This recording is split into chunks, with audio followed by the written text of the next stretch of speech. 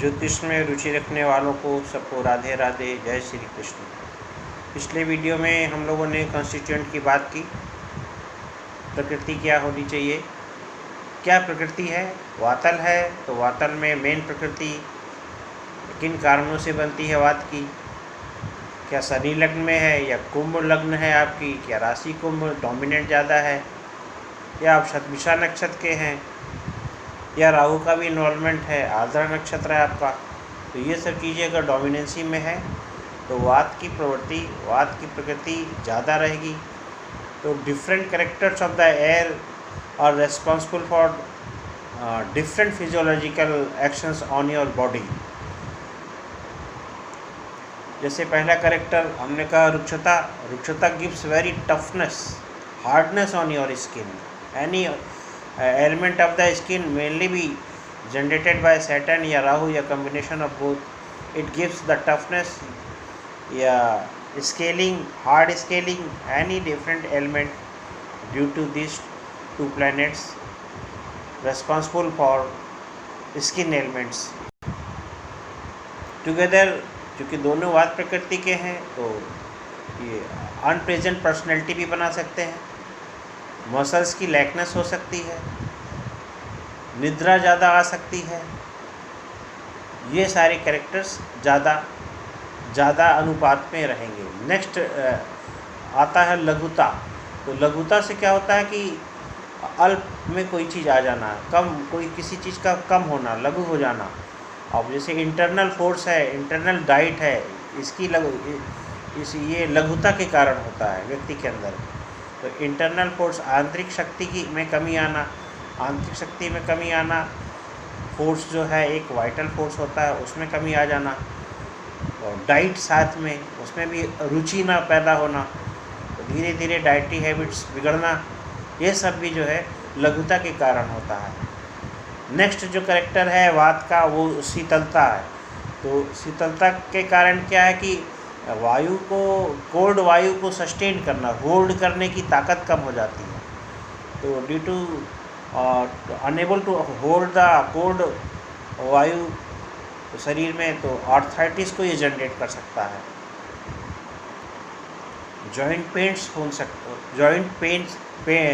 हो सकते हैं बॉडी में रगड़ जब आएगी तो अनप्लेजेंट साउंड आएगा। जैसे हड्डियां आपस में रगड़ती हैं तो थोड़े से साउंड निकलता है, तो वो भी उस वजह से आता है। जो अनप्लेजेंट साउंड आ रहा है हड्डियों के रगड़ने की, वो एक अलग कैरेक्टर है, उसको पौरुषता कहते हैं। तो वो शीतलता में नहीं आता, वो पौरुषता में आता। वो उसमें it cracks the hair, it cracks the nails, it cracks the teeth. तो इन सब चीज़ों में जब क्रैकनेस आने लगती है तो जॉइंट मूवमेंट, जब जॉइंट्स होते हैं उसमें साउंड क्रिएट होती है, तो वो पौरुष कैरेक्टर है वात का। शीतलता है, पौरुषता है, लघुता है, ये डिफरेंट शब्द जो है खुद ही बोध करा रहे हैं कि वो क्या फंक्शन कर सकते हैं। तो वात के बारे में हम लोग जनरल बात करते हैं। तो वात एक कन्फ्यूज़न क्रिएट होता है। वात मतलब एयर, और वो बॉडी में एयर चल रही है। एयरों के बारे में जब आप विभक्त करते हैं, उन 5 पंचधा एयर जो विभक्त होती हैं, तो अपान वायु और प्राण वायु और इस तरह से 5 वायु जो है अलग कार्य करते हैं बॉडी में।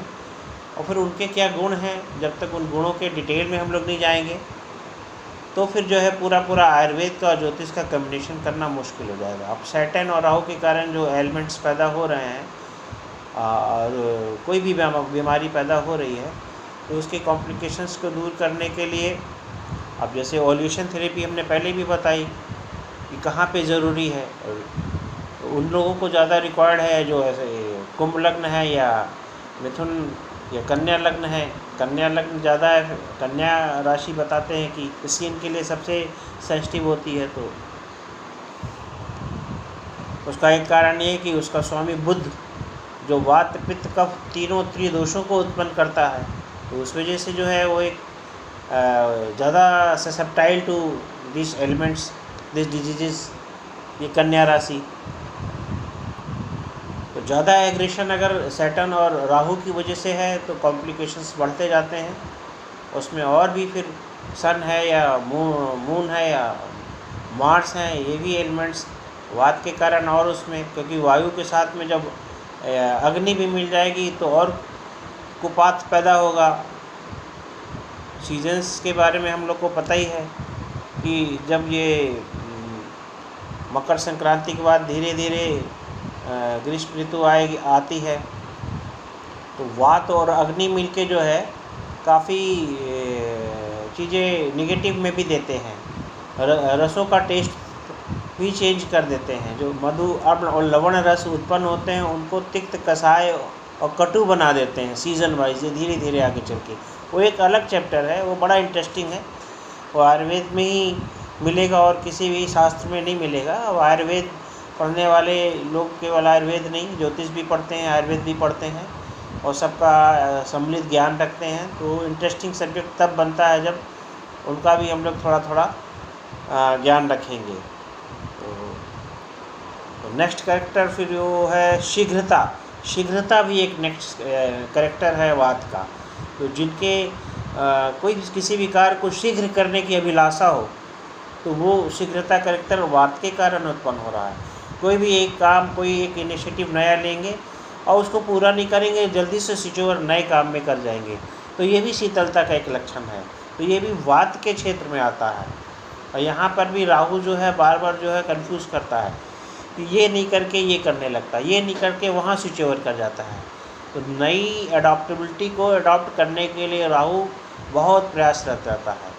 तो कोई भी कार्य पूरा ना करना, अपूर्ण रहना, अपूर्ण कार्य करते हुए नए कार्य में इनिशिएटिव ले लेना, तो इस तरह से ये सारे जो शीघ्रता वाले लक्षण हैं। हरी है to catch something, to acquire something, तो ये सारी चीज़ें जो है वात के क्षेत्र पे आती हैं। तो वात के बारे में आज हम लोगों ने बात किया।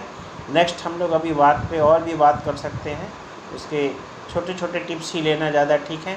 फिर बाकी और जो कॉन्स्टिट्यूट्स हैं, पित्त है, कफ है, इन पे सिंपोजियम हम लोग करेंगे। जय राधे, जय कृष्ण, हरि हरि, कृष्ण कृष्ण, राधे राधे।